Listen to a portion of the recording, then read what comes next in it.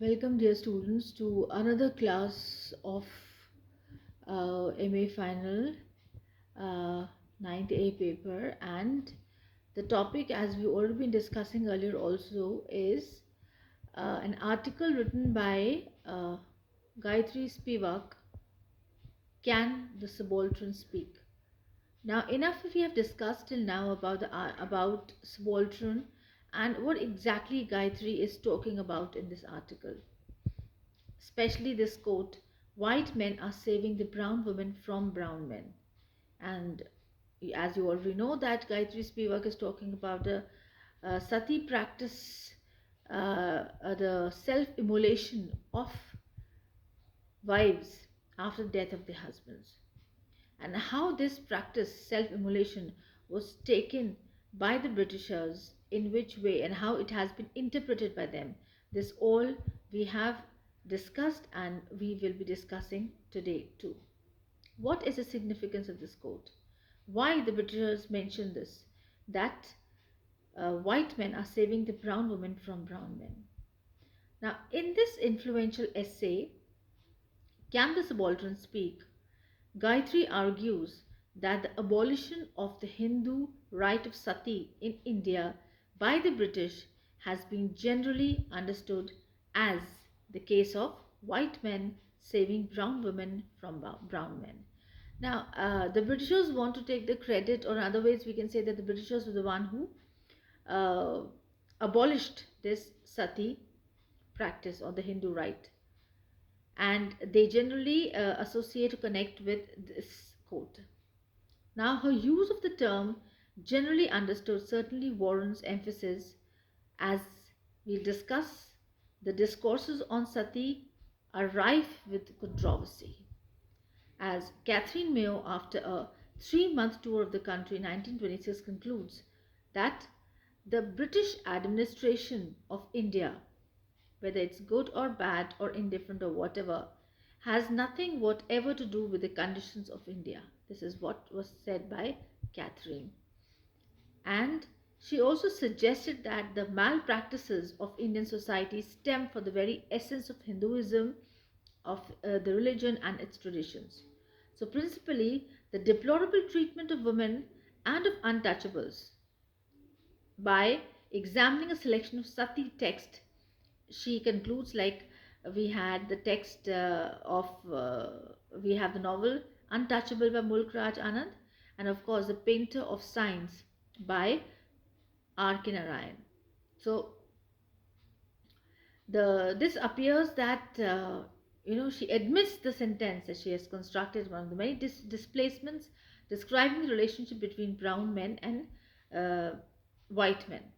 So Gayatri Spivak here emphasis on brown women, which marks femininity as a metaphor for colonization. And despite ranging from 1825-1976 from the imperial to independent India, the texts have some resounding similarities.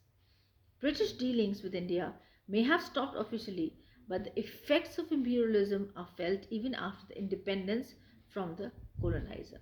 India was a colony, of course, and the effect was terrible on the colonies.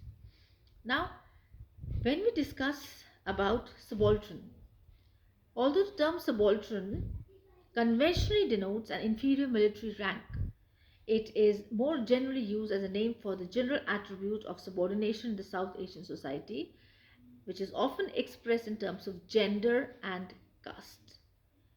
Now, when we talk about brown women, and the low castes are the subaltern, of course, the subordinates in society.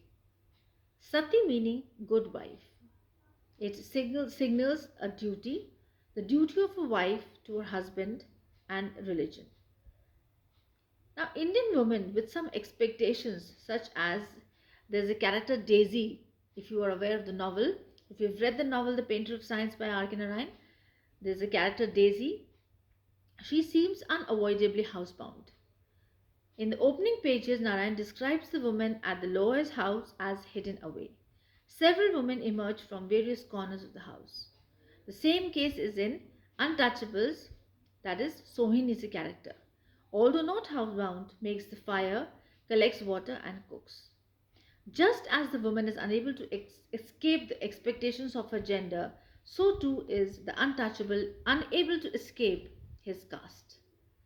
So it's being argued, or in fact, we can say that acquired. Now, generally, when we talk about gender and sex, then we come to know that, of course, you already are aware of the fact that sex is a biological term, and of course, the difference is biological, whether you're born a man or a woman. And when we talk about gender, gender is created by society.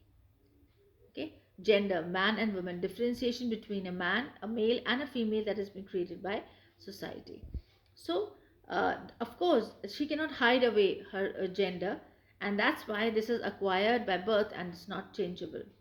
Apparently unable then to save themselves, it seems at first glance that the white man can rescue the subaltern. So initially they found that they would not be saved, but again the white man appeared to be a kind of a solace or a relief to the subaltern. The subaltern here, you could they have double meanings. It could be it is also to the untouchables, to the lower class, to the neglected class, to the class which has gone through a lot, to the class which has suffered a lot. So I mean again the deplorable condition of the both the caste from the point of view of gender and from the point of view of caste system. So two things, two you can say malpractices being highlighted and taken over side by Gayatri Spivak in Can the Subaltern Speak? We'll continue with another aspect of this article in the next class. Thank you.